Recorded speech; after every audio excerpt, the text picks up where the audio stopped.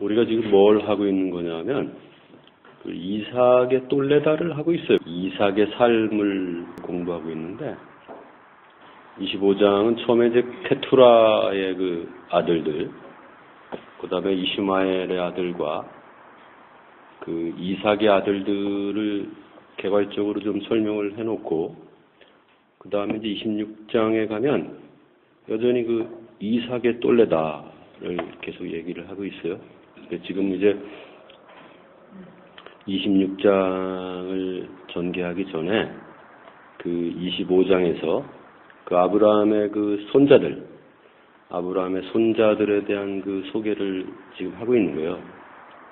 그래서 이삭, 아브라함의 독자 이삭이 두 아들을 낳는데 두 아들이 하나는 사냥하는 사람이고 하나는 이제 그 집에 있는 그 아들이에요. 에서를 능숙한 사냥꾼이라고 번역을 했는데 사냥할 줄 아는 그런 사람이었죠. 27절부터 보면 에서와 야곱이 상당히 서로 그 대립각을 세워요. 그죠? 서로 상당히 그 차이를 부각시키는 그런 그 설명법을 사용하고 있어요. 능숙한 사냥꾼에 대비해서 평범한 사람이다, 뭐 이렇게 해놨고. 근데 사실 그게 번역이 좀 문제는 있어요. 그렇게 되면 이게 대비가 안 되잖아요. 그죠? 집 밖에 사는 사람과 집 안에 사는 사람, 이건 대비가 되죠. 그죠? 그 능숙한 사냥꾼과 이 평범한 사람이라는 것보다는 다른 의미를 좀 더 설명을 좀 해야 되는 부분이 있어요. 그 다음에 이제 28절에 보면 이삭은 에서를 사랑하고 그리고 레베카는 야곱을 사랑했다 이렇게 돼 있어서 이것도 서로 이제 그 대꾸를 이루고 있어요. 반면에 이제 그 이삭이 에서를 사랑한 이유는 거기 적어놨는데 레베카가 뭐 야곱을 사랑한 이유는 뭐 적혀 있진 않아요. 29절하고 31절에도 여전히 그 밑바탕에는 그 두 사람의 그 어떤 그 차이를 밑바닥에 깔면서 그걸 이제 하나의 이야기로 만들어서 설명을 하고 있어요. 자, 우리가 그 지난주에도 얘기를 했는데 에서와 야곱이 그 서로 다르다라는 거에 초점을 두면 곤란하다고 그랬죠, 그죠?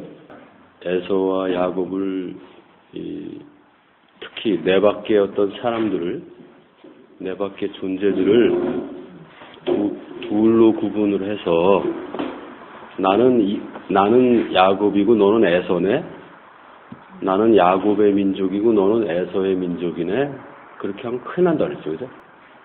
그래서 이 서로 대조되는 둘은, 이거는 우리 안에, 보편적인 인간 안에서 벌어지는 얘기라고 했잖아요, 그죠?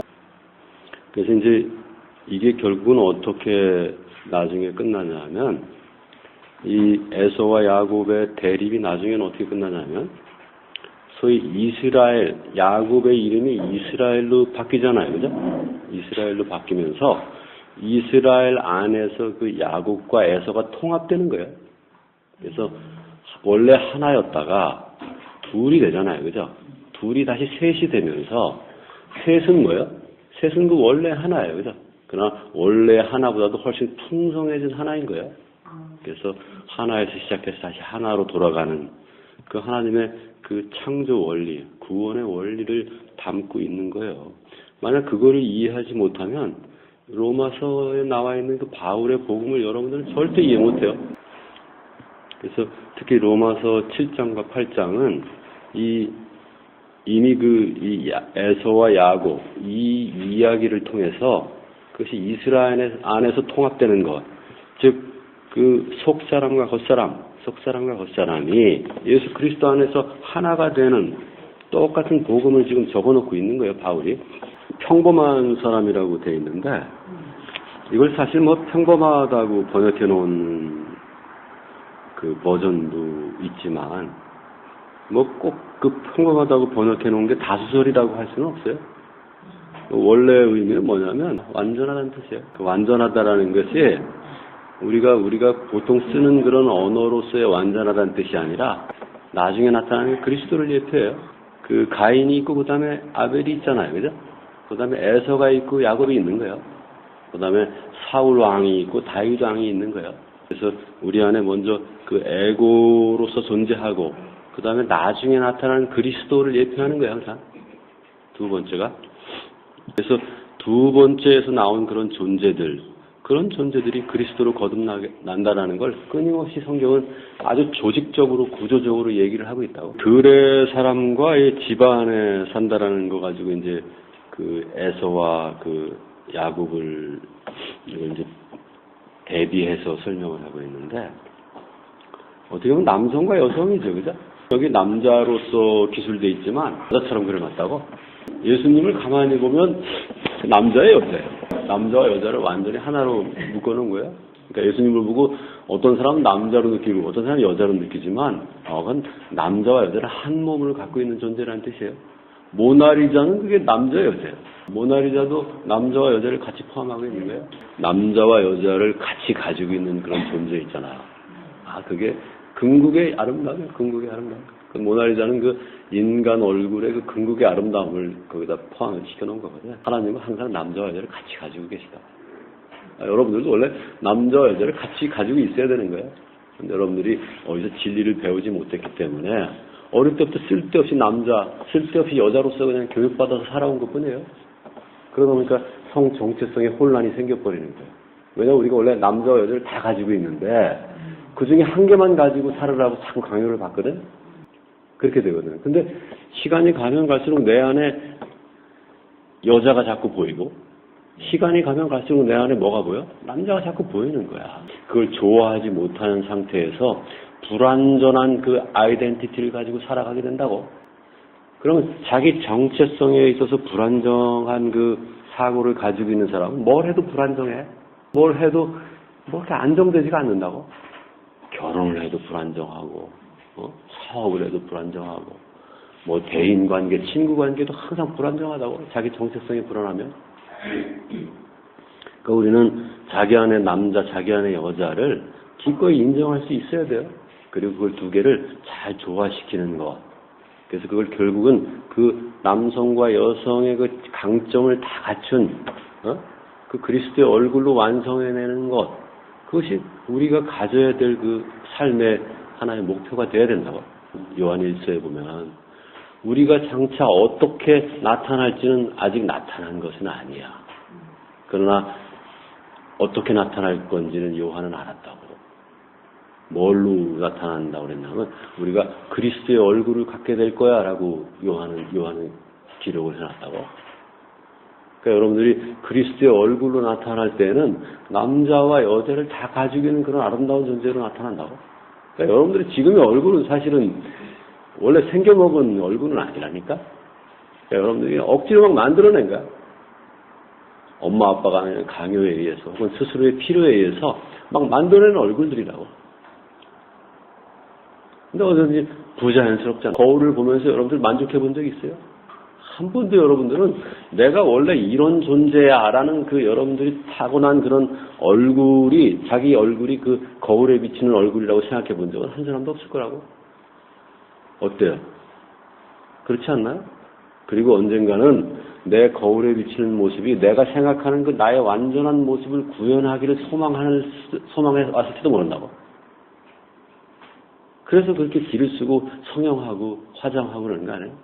이렇게도 봤다가 이렇게도 봤다가 웃어도 봤다가 생쇼를 하잖아요. 겨울 앞에서. 그게 뭐예요? 자기 안에 원래 나의 모습으로 간직되어 있는 게 어떻게 하면 더 나타날까? 그런 생각 때문에 그런 고민을 하고 있는 거 아니에요. 그죠? 그러나 여러분들이 언제부터 이제 거울을 안 봐요? 이제 거울을 안 보게 될 때는 언제부터 안 봐요? 거울을. 여러분은 아직도 그 거울을 봅니까? 네? 요새 나는 휴대폰이 이게 거울이라는 거 처음 알았어요. 남자들도 휴대폰으로 거울을 보더라고. 여러분들이 빨리 거울을 안 보는 때가 빨리 오길 바래요. 나이가 들면 남자들이 여성화돼 가고 여자들은 남성화돼 가잖아. 그걸 잘 납득을 해야 돼. 본인들이. 왜 내 남편이 자꾸 여성화되고 왜 아내가 자꾸 뭐 털이 나고 남성화되고 그걸 잘 이해를 해야 돼. 잘 이해해서 그 진리의 관점에서 그걸 조망해서 잘 조화를 이뤄서 둘 다 똑같이 그 완전한 남녀가 완전하게 구현된 그 그리스도로 성장해 나가는 계기로 삼도록 하는 게 현명한 거예요. 자, 28절 가볼까요? 이삭이 에서를 사랑했고, 그리고 그것은 이제 그 베니슨, 사냥감으로 이루어진 요리를 먹었기 때문이다라고 이유를 달아놨어요. 그 레베카는 야곱을 사랑했다고 되어 있어요.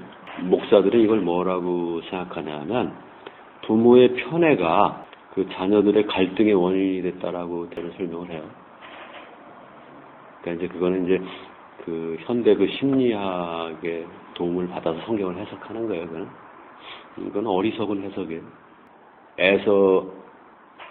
에서가 이삭의 사랑을 받고 야곱이 레베카의 사랑을 받았다라는 얘기를 이제 그걸 또 두 개로 이해하면 그런 결과가 나타나요. 근데 이거는 어디서 출발한 거냐면 이삭이 그 레베카를 사랑할 때 이미 나타난 거예요. 그러니까 그리스도가 누구를 사랑하냐면 에고를 사랑한다고. 근데 에고를 왜 사랑해요? 에고가 이뻐서 사랑해요? 사랑하니까 이쁜 거예요, 그냥. 하나보다 둘이 좋으니까 둘을 선택하는 거예요, 항상. 그러니까 지금 이삭 홀로 있는 것보다 에서와 같이 있을 때 더 좋은 거예요. 그러니까 이삭이 홀로 있는 것보다 레베카하고 같이 있을 때 좋은 거예요. 하나보다 둘이 좋다라는 얘기는 뭐예요? 하나보다 둘이 훨씬 더 풍성하다는 거 아니에요, 그죠? 뭔가 좀 더 좋은 것, 더 나은 것의 어떤 가능성이 하나였을 때는 잠재되어 있지, 그게 현재화되지 않는다고. 그러나 둘이었을 때는 하나 안에 있던 그 잠재적인 능력, 잠재적인 지혜가 눈앞에 나타나 버리잖아요, 그죠? 그러니까 이삭은 에서와 어떤 둘의 관계에 들어감으로써 이삭 자체의 어떤 존재적 내용이 굉장히 풍성해지는 거예요. 그럼으로써 자기 안에 있는 그 원래의 능력을 갖다 더 인식하게 된다고. 세상에 가장 기쁜 건 뭐예요? 자기 자신의 성장을 바라보는 거 아니에요, 그죠? 자기 자신이 성장하지 않을 때 우리는 괜히 우울해지고, 자기 자신이 성장하지 않을 때 뭔가 좀 돌파구를 찾기 위해서 밤잠을 설치게 된다고. 어쩌면 애들이 성장하지 않는 걸 보는 부모는 사실은 애들 안에서 자기 자신을 보기 때문이거든. 애들이 성장하지 않는 이유는 백발백중 부모가 성장하지 않기 때문이라고. 근데 애들은 끊임없이 그 부모의 상태를 보여주거든.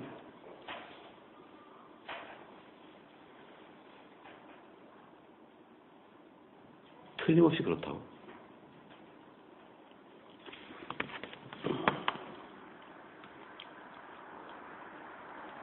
에서는 겉사람이라고 그랬잖아요, 그죠? 그러면 이삭은 어떤 사람이에요? 속사람이에요. 레베카는 겉사람이라고 그랬잖아요, 우리가. 그럼 이 야곱은 뭐예요? 속사람이에요. 그러니까 레베카는 이삭을 사랑했던 그 사랑을 누구한테 하고 있는 거예요, 지금? 야곱에게 하고 있는 거예요. 네?